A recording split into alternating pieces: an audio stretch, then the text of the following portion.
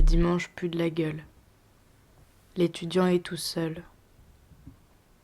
Dans son petit appart qui pue aussi, ses courbatures et lui bravent les bières vides qui ont bien dormi.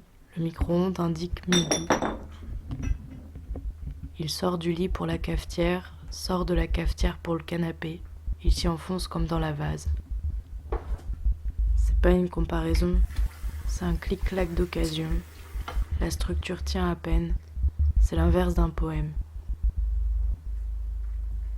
Il fixe le mur méthodiquement, mais même dans les crevasses du papier peint, il n'entendra pas les voisins. Le dimanche qui pue de la gueule se garde bien de l'ouvrir. Ça a peur du silence, un étudiant. Où est passé le bruit?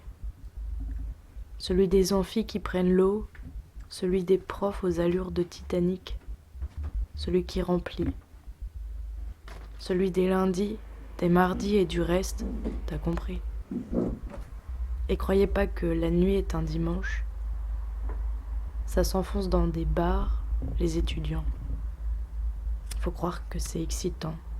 La bière par pinte, le frétillement de la mousse, le tabac qui craquelle de partout, les types qui postillonnent leur vie.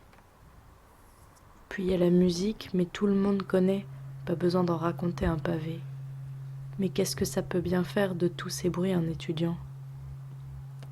Il est voué à les rassembler, comme un dessin d'enfant qu'on n'ose pas jeter. Si seulement on leur donnait plus que de la ficelle et du carton, ils ont peut-être des choses à créer. On est dimanche, il est juste un peu plus que midi.